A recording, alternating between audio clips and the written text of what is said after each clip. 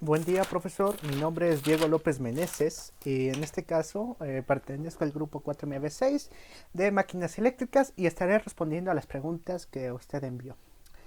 Quisiera mencionar algo, profesor. Este video va a ser más largo de 10 minutos y esto es debido a que creo que las preguntas que usted envió merecen ese tiempo, ya que es algo muy interesante, ¿eh? Pero bueno, vamos a contestar las preguntas, ¿no? ¿Qué es el norte magnético? Bueno, perdón. El polo norte magnético corresponde a un fenómeno físico que pasa en el núcleo de la Tierra.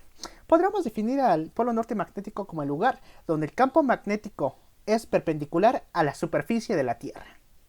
Ahora, la pregunta número 2. ¿Qué es el norte geográfico?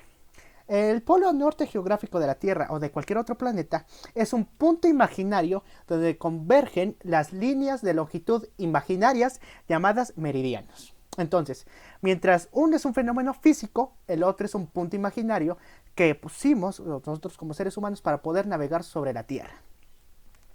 Decimos, la pregunta número 3. ¿Qué es una placa de especificaciones de un motor de corriente directa? Bueno, y esto es para todos los motores, es en sí el lugar donde se van a poner las especificaciones que tiene el motor.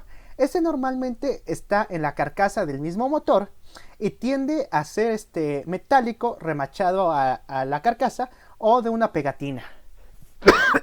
Disculpe, profesor. La pregunta número 4 dice, ¿qué características técnicas tiene una placa de especificaciones de un motor de corriente directa? Bueno, y voy a nombrar las principales que encontré. Dice, el nombre del fabricante, el número de serie o el número de fabricación, el amperaje de la carga, el voltaje nominal, las revoluciones nominales, el voltaje máximo al cual puede ser sometido el motor, la potencia en caballos o en watts, tenemos el diámetro del eje, el torque del motor y las normas con las cuales cumple este motor. También, claro está, lo que viene siendo la corriente, ya sea corriente alterna, corriente directa, ¿verdad? Los motores eléctricos, ¿qué es el campo inducido? El campo inducido es lo que va a producir un componente del motor eléctrico. Este elemento está acoplado magnéticamente al motor, o sea, se le da el nombre de estator o de rotor, pero bueno, ahorita vamos a especificar más esto, ¿sí? ¿Qué es el par del motor eléctrico? Bueno, el par del motor eléctrico, también conocido como torque, es la fuerza física de momento que se ha de aplicar sobre el eje del motor. Y este mismo va a determinar las revoluciones del motor en base a la potencia. Para que quede más claro, el torque es en sí la fuerza que va a ser sometida sobre un eje. Es decir, nosotros tenemos aquí un eje en el cual mis dedos y yo voy a aplicar una fuerza. Sin embargo, el torque es la fuerza resultante que está en este eje. Ahora, ¿por qué digo que el torque va a determinar las revoluciones? Si nosotros definimos potencia, decimos que la potencia es el resultado de la multiplicación del torque por las revoluciones. Entonces, ahora también quisiera decir cómo nosotros podemos calcular el torque de un motor teniendo la potencia y las revoluciones. Bueno, esto es muy sencillo. En el caso del sistema internacional, nosotros para poder calcular el torque, decimos que la potencia en caballos va a ser multiplicada por la constante 716 sobre RPM. Y esto nos va a dar un resultado del torque en kilogramos metro. Y en el caso del torque en el sistema inglés, es directamente proporcional a la potencia en caballos multiplicado por la constante 5252 sobre las revoluciones por minuto. Y nos va a dar un resultado de libras por pieza. ¿Ok? Ahora, ¿qué es el torque de un motor? Bueno, en este caso yo estuve investigando en internet y tanto en este libro de McGraw-Hill de máquinas eléctricas y dice que el torque es lo mismo que el par del motor. Así que yo digo que es lo mismo que el par, no, el torque es lo mismo que el par. Dice, ¿qué es el rotor? Y bueno, el rotor es la parte móvil del motor. Este va a generar un movimiento circular sobre su propio eje. En este caso aquí yo tengo un rotor de un motor de corriente directa que se utiliza en electrónica y su movimiento va a ser circular en base a su propio eje. De esta manera, ¿sí? El eje se queda en la misma posición y el único movimiento que sufre es un movimiento circular. Ahora, ¿cómo está compuesto un rotor? Bueno, un rotor está compuesto, en este caso, ¿dónde está? Aquí está. Un motor, aquí, este es un ejemplo de un rotor. Y tenemos la parte fija, que es el eje, y el inducido o inductor, que es una bobina, ¿sí? La bobina va a generar un campo magnético que a través del estator, que tiene un campo magnético fijo, va a crear movimiento sobre su propio eje. Pero bueno, ahorita vamos a hablar más sobre ello. Dice, tipos de rotores en corriente alterna. Tenemos los rotores de jaula de ardilla, tenemos los de piezas polares, que esto tienen que hacer con imanes o con bombinas, y entre ellos están los motores también universales. Tenemos los rotores en corriente directa. En corriente directa tenemos los de imanes permanente, el de bobinas o con escobillas y los motores brushless. ¿Qué es el estator? Bueno, como ya dije prácticamente, el estator es la parte fija del motor, que en este caso es esta pieza de acá, donde ya sea a través de bobinas o de imanes, va a generar un campo magnético fijo, que a través del campo magnético que genera el estator, que está en constante movimiento, va a generar un movimiento circular. Ahora, ¿qué es un motor sin escobillas? Y bueno, me parece extremadamente importante primero decir que es un motor con escobillas. Y bueno, esto es muy interesante, ¿eh? Un motor con escobillas es aquel que tiene una bobina en su rotor. Pero como ya sabemos, una bobina va a tener tanto un polo positivo como un polo negativo. Ahora, nosotros para poder crear ese movimiento en el motor, requerimos que esos campos magnéticos estén en constante cambio. ¿Cómo se logra eso? Bueno, a través de dos piezas principales. Ahí, ¿dónde quedó? Aquí está, disculpe, profesor. A través de dos piezas principales, que son el portaescobillas, que es esta pieza de acá que se encuentra en el estator, y el conductor de escobillas que se encuentra en esta parte del rotor. Entonces, esta pieza va acoplada aquí. Y cuando nosotros electrificamos los carbones, que uno lleva un polo positivo y el otro polo negativo, esto va a crear un campo magnético en las bobinas. Conforme se vayan girando, esto va a crear campos magnéticos o va a hacer que la polaridad de las escobillas cambie. Y esto va a permitir el movimiento del motor. Sin embargo, en un motor brushless es completamente distinto. Porque mientras nosotros tenemos las bobinas en el rotor, y en el estator puede haber una bobina fija, en el motor brushless, en el rotor lo que nosotros vamos a tener son imanes permanentes, que son generalmente de neodimio. Y en el estator nosotros vamos a tener las bobinas. Y ahora, quien va a hacer el cambio de polaridad de las bobinas va a ser en el estator.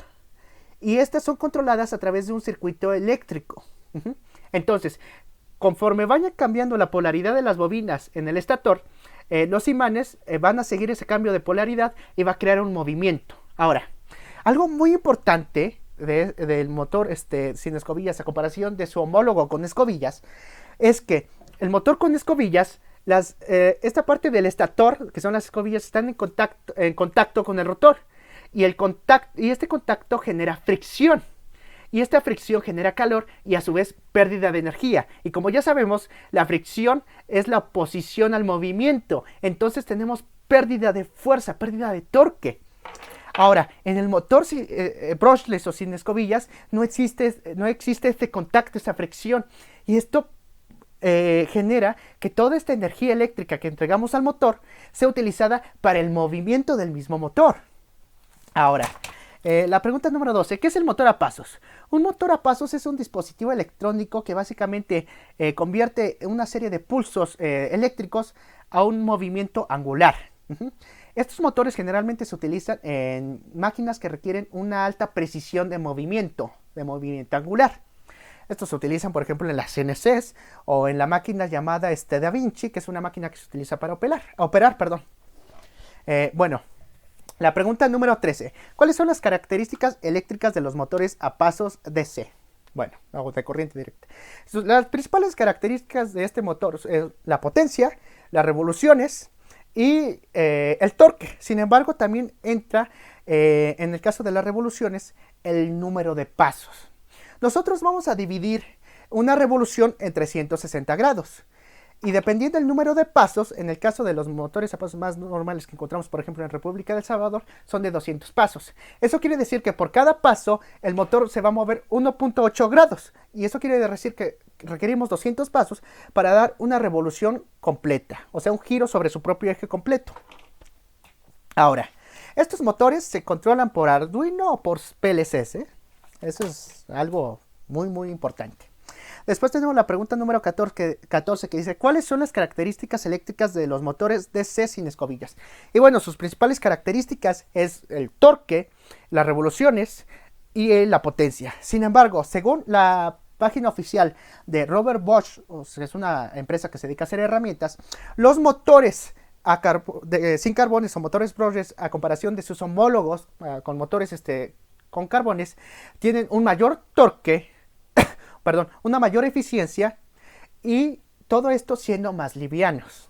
Entonces, eso quiere decir que el motor sin escobillas ya va a venir a reemplazar al motor universal o motor con escobillas, ¿eh? Ya lo veremos.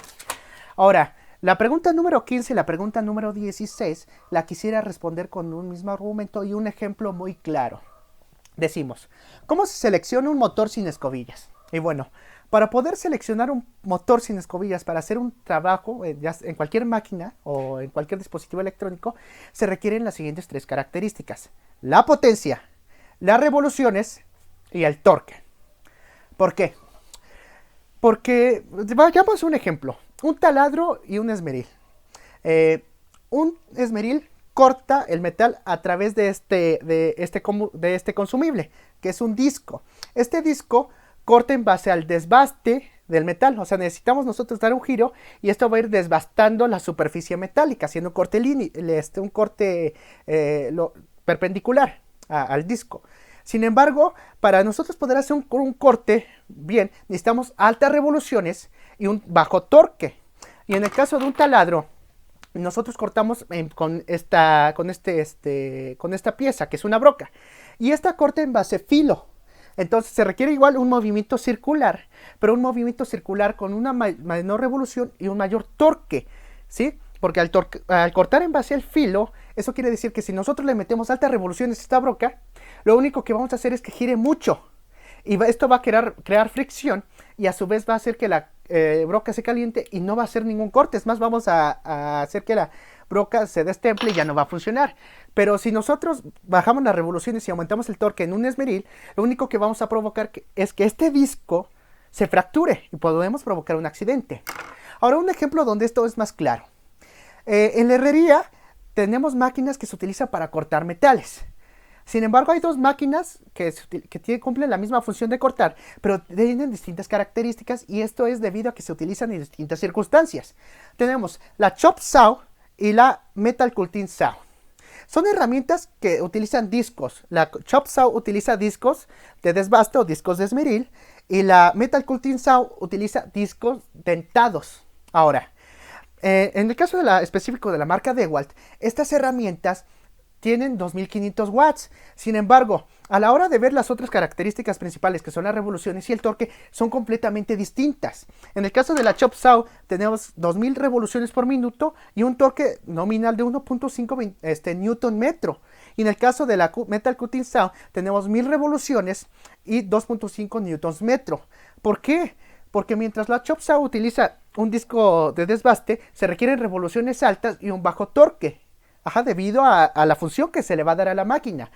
Y en la Metal Cutting Saw se requieren revoluciones bajas y un alto torque. Entonces, en base a este argumento, yo podría afirmar que nosotros vamos a elegir un motor sin escobillas en base a estas tres principales características.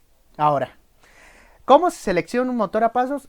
Vuelvo al mismo argumento. Se va a seleccionar en base a las revoluciones del motor, el torque y la potencia, y en este caso el número de pasos que va a tener el motor en sí. Ahora, profesor, bueno, esto sería todo, y disculpe que el video haya sido muy extenso, pero creo que lo merecía. Gracias.